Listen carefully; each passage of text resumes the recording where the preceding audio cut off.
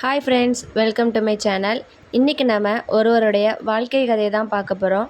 அவருடைய வாழ்க்கை கதையை எடுத்து பார்த்தோம் அப்படின்னா தன்னம்பிக்கை, விடாமுயற்சி, பாசிட்டிவ் திங்கிங் அப்படி பல விஷயத்துக்கு இவர் ஒரு எடுத்துக்காட்டாக இருப்பார். அதே மாதிரி அவருக்கு எப்போல்லாம் நம்பிக்கை குறையுதோ அவங்க அப்பா அம்மா அவங்கள ஊக்கப்படுத்தி பல விதமான சாதனைகளை படைக்க வச்சுருக்காங்க அவங்க அப்பா அம்மா. இவருடைய வாழ்க்கையில் எவ்வளோதான் கஷ்டம் வந்தாலும் எவ்வளோதான் பிரச்சனை வந்தாலும் மற்றவங்கள சிரிக்க வச்சு தான் பழக்கம். எதுக்கு நம்மளுடைய வாழ்க்கையில் மட்டும் இப்படி நடக்குதுன்னு நினைக்கிறீங்களா? நம்ம பல விஷயத்த செஞ்சாலும் பல விஷயத்த ட்ரை பண்ணாலும் டவுன்ஃபால் ஆகும்போது ரீஸ்டார்ட் பண்ண முடியலையா?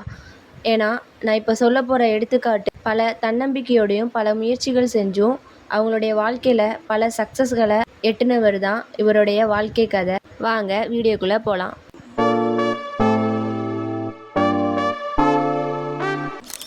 நிக் இவர் எல்லாத்துக்குமே தெரிஞ்சிருக்கும். டிசம்பர் 4, 1982 ஆஸ்திரேலியாவில் பிறக்கிறாரு.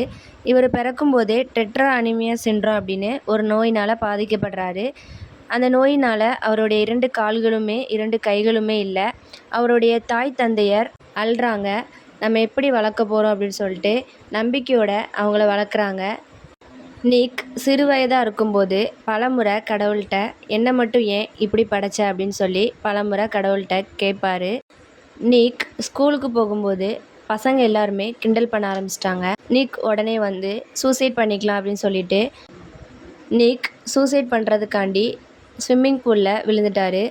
உடனே அவர் தண்ணியில் மூழ்கும்போது அவங்க அப்பா வர்றதை பார்த்துட்டாரு. உடனே அவங்க அப்பா வந்து கேட்கும்போது நிக்கு, நான் எவ்வளோத்துக்கு தண்ணியில் மூச்சை இழுத்து வச்சுருக்கேன் அப்படின்னு சொல்லிட்டு பார்க்குறேன் அப்படின்னு சொல்லி அவங்க அப்பாட்ட சொல்கிறாரு. அவங்க அப்பா அதுக்கு தண்ணியிலையும் தீயில மட்டும் நம்ம விளையாடவே கூடாது அப்படின்னு சொல்கிறாரு. அவங்க அப்பா இன்னொரு விஷயம் சொல்கிறாரு, நீ ட்ரை பண்ணலாம் ஆனால் நம்பிக்கையோடு ட்ரை பண்ணு அப்படின்னு சொல்கிறாரு. உடனே நிக்கு, நம்மளுடைய அப்பா அம்மா நம்மளை எவ்வளோத்துக்கு நம்புகிறாங்க, நம்ம இப்படி ஒரு விஷயம் பண்ணுறோமே அப்படின்னு சொல்லி நிக்கு வருந்தி திருப்பி எந்திரிச்சு வராரு.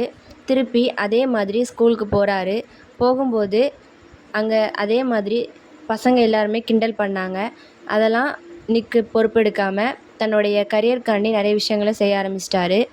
ஸ்கூல்ஸையும் முடிக்காரு, காலேஜஸ் பட்டப்படிப்பையுமே முடிக்கிறாரு. தன்னோட நம்பிக்கையினால் நிறைய விஷயத்த கவனம் செலுத்த ஆரம்பிச்சிட்டாரு.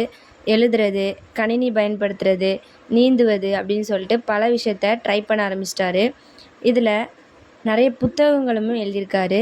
லைஃப் வித்தவுட் லிமிட்ஸ், அன்ஸ்டாப்பபிள் அப்படின்னு சொல்லிட்டு 10க்கும் மேற்பட்ட புத்தகங்களும் எழுதியிருக்காரு. 17 வயசுலேயே தன்னுடைய மேடை பேச்சை ஸ்டார்ட் பண்ணவர். நிறைய காலேஜஸ் அண்ட் ஸ்டூடெண்ட்ஸ்க்கு எல்லாத்துக்குமே ஒரு மோட்டிவேஷ்னல் ஸ்பீக்கர் அண்டு நிறைய விஷயத்தும் சொல்லி கொடுத்துருக்காரு. வாழ்க்கை தத்துவத்தை பற்றி நிறைய ஸ்கூல்ஸ் அண்ட் காலேஜஸில் பேசியிருக்காரு. பின்னர் உலகம் முழுவதும் பயணம் செய்து கோடிக்கணக்கான மக்களை நம்பிக்கையோட பேச்சுகளை வந்து வழங்கியிருக்காரு. பல புத்தகங்களையும் எழுதியிருக்காரு. நிக் 2012ஆம் ஆண்டு திருமணம் செய்து கொண்டார். அவருக்கும் அவரது மனைவிக்கும் ஒரு குழந்தை உள்ளது.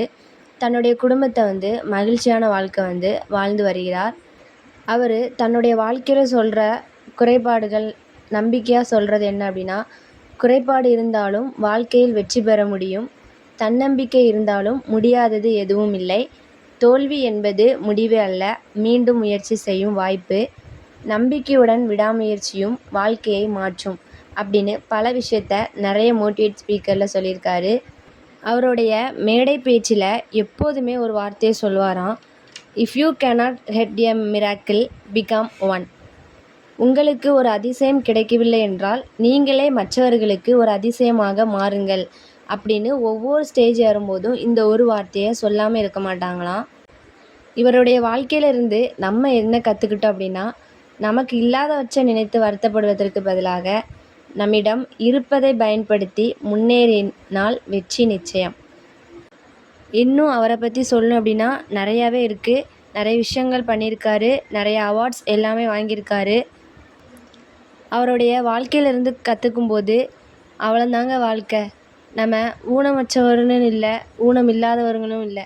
ஊனமற்றவர்கள் நம்பிக்கையோடு செயல்படுறாங்க, ஊனம் இல்லாதவங்க நம்பிக்கை இல்லாமல் செயல்படுறாங்க. நம்மளும் நம்மளுடைய வாழ்க்கையில் நம்பிக்கையாக இருந்து நம்மளும் ஜெயிப்போம்.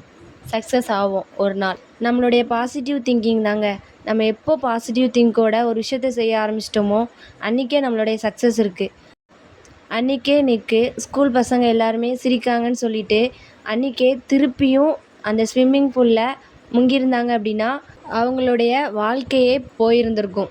அந்த மிராக்கிளில் அவங்க அப்பா செஞ்சது அவருடைய வாழ்க்கையே மிராக்கிளாக மாறியிருக்கு.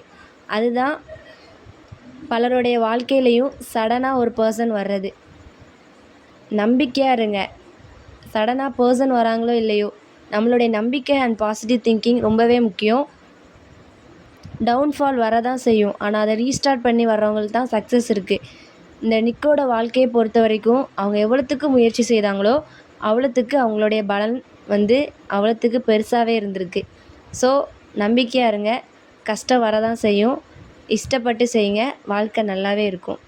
நம்பிக்கையாக இருங்க. உங்களுக்கு எல்லா விஷயமும் நல்லதே நடக்கும். கடவுள் எப்போதுமே உங்க கூட தான் இருக்காங்க. நம்பிக்கையாக இருங்க. இந்த வீடியோ ஃபுல்லாக பார்த்துருந்தீங்க அப்படின்னா ரொம்ப தேங்க்ஸ். அண்டு இந்த வீடியோ பிடிச்சிருந்துச்சி அப்படின்னா மறக்காமல் கமெண்ட்டு சொல்லுங்கள்.